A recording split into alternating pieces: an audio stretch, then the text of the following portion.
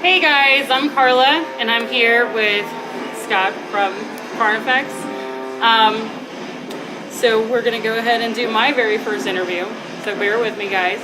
It's my first interview too. So.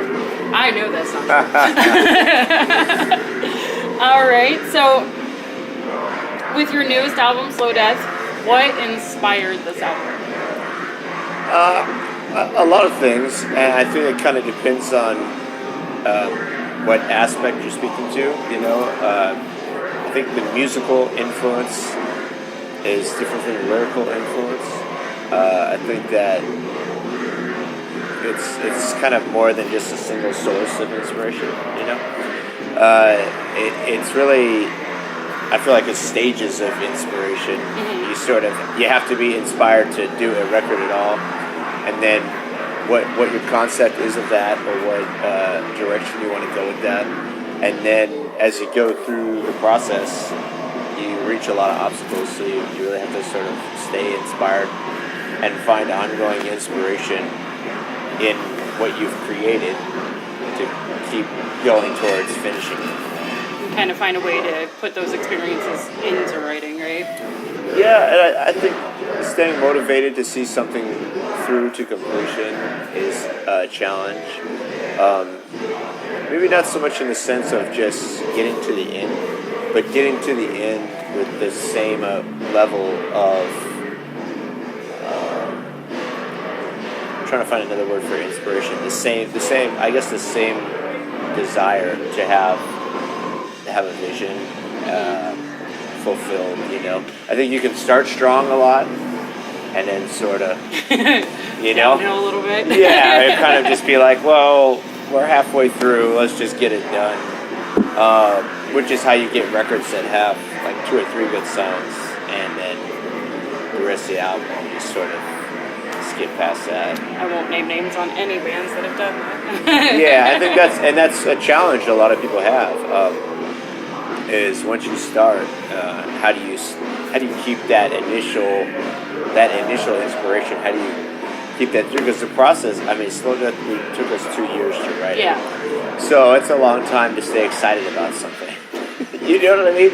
And excited to the point where like you're working on it every day, and if something is a little bit lacking, you take the time to be like, well, that's not good enough. We have to fix that. So doing this, like, when you have to play the same songs over and over again with your band, do you ever just look at one and be like, I really can't stand this song anymore? No, because then we would throw it out. Because once it's made and on a record and released, there's no taking it back. It exists. And I look back at some of the songs from the first record that we've played, and I think we've probably played close to 6,000 shows at this point. So some of those songs have been in the set almost from the beginning. Right. So you're talking about writing a song, you might play it, 40 times. Once it's made, then it gets even worse. You're talking about playing it every night for years and years and years and years and years. So I think that if it really bugs you when you're writing it, it's going to bug you even more later playing it. Right. Well, welcome to Columbus, and Columbus has an awesome, amazing local scene. She and I frequent the metal scene, and my fiance is actually in a metal band. Okay, awesome. So this question is honestly for him. Oh, all right. What advice would you give local metal bands that are wanting to break through that local barrier? Yeah. They work really hard. Right. Well, I'll have to preface this by saying there is no answer. Right. There's no step 1, 2, 3 to becoming a touring band. It's a lot of time and place. It's a lot of having the right people in the band that all want the same thing. And I think it depends a lot too, on the scene around you. Mm-hmm. Are you in a thriving scene that is even an area where a band can grow? You know what I mean? This is definitely Yeah, so but that's not everywhere, Right. So those things are gonna kind of make your hurdles bigger or smaller, depending, are there shows to play in your town? I mean, some kids, the answer is no. Maybe the closest town to get shows is like 4 hours away. How do you get there? So I think as far as like just saying 1, 2, 3, and then you're a touring band, there's not an answer there, but I would think kind of foundationally, make sure the people you're in the band with all want the same things. If you're trying to go out and play shows outside of where you're local from, and I mean that takes effort, it takes money. You're not going to make any money. You're going to lose money because you're going to be paying to get yourself there. You're going to be paying for your gear, to make sure you have quality gear, printing shirts, all those types of things to sort of get there incrementally. And everybody has to want that, and everybody has to be willing to put into that. And then even if everybody's doing that, there's still no guarantee. It's a real tough. No, but it does become like a family when you have the right people. It does. Yeah, but I mean, that is true. But it's also, it might not be the popular thing to say, but your band, it has to be your business, and you have to think about it like that. You have to think about it in terms of professionalism. Showing up places on time, letting promoters know you're reliable, so they'll put you on when the national act comes through.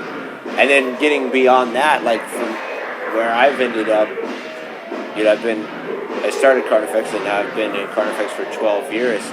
I'm like having to do figure out small business taxes and stuff like that. So it's like, you know what I mean? In terms of and I got there incrementally, at first it was, how do you print 30 shirts the first time you do shirts? Well, you go around and everybody puts in a few bucks and do it. And then what happens when the first time there's band money? What happens the first time the band generates money? What do you do with that money? Do you just give it back to everybody, split it up? Who gets more, who gets less? Do you pay everybody back what they put in? Or do you keep it and reinvest? And as you go, what happens when you need a vehicle? Who pays for that vehicle? Right. And then once the band's generating money, how does that person get that money back? Or do they not? And so it's just all these things along the way, I think that you really have to think of in terms of more than just I play guitar, I'm a drummer, I'm a vocalist, And that's what I say when I mean you have to have everybody on the same page. It's really challenging to find the right band members to go and do this stuff with. It's hard. So being together for, as you said, 12 years, being out on the road, do you have any fun road stories? Yeah, of course. We have a lot of road stories, varying degrees of fun or wild or I can't believe we did that or, whatever. I mean, it's we did this one tour where in the course of 4 days, we went Los Angeles to Amsterdam, Amsterdam to South Africa to Dubai, Dubai to Germany, Germany to St. Petersburg, Russia. We were in Russia for a little bit, and we were in Russia back to Germany, Germany to London, London back to LA. That was a wild trip. How crazy is that, to go from the United States all the way overseas and, South Africa?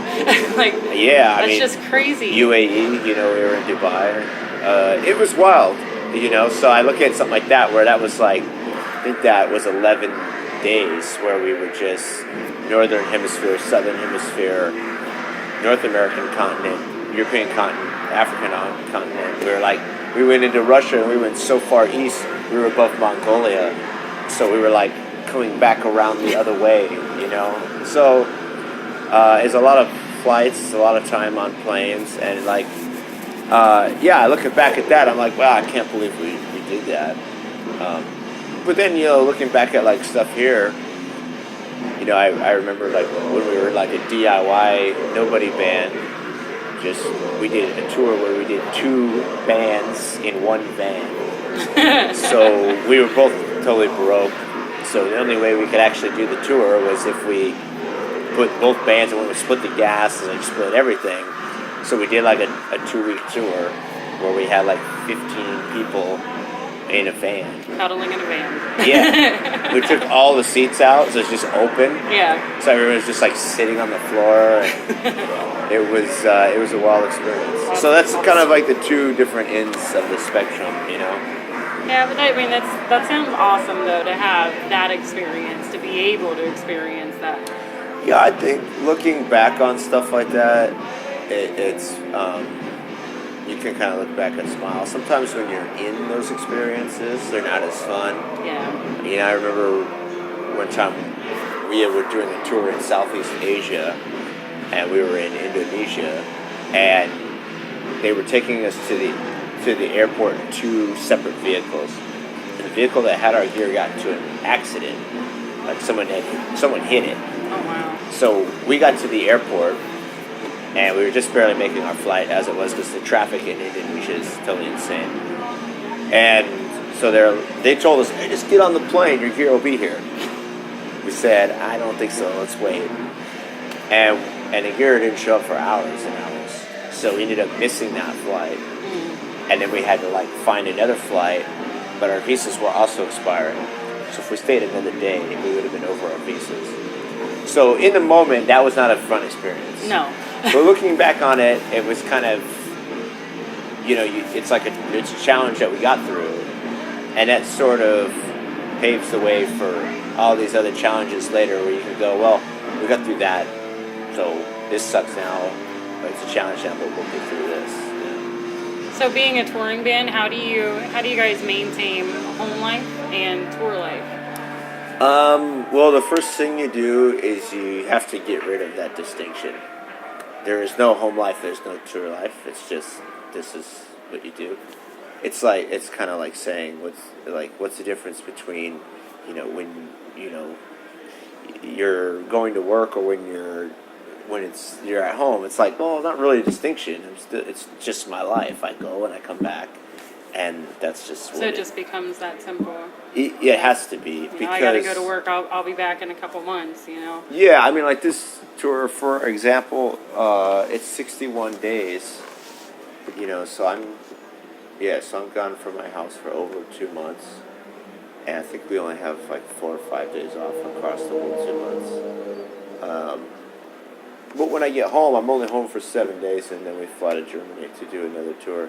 So it's like I can't think in those terms. I just have to think of like every day I wake up. That's my life. This is what I need to do today. Here's what needs to get done. Whether that's taking care of the dog and going to the grocery store and vacuuming the house, or it's doing this interview and playing later tonight. You know.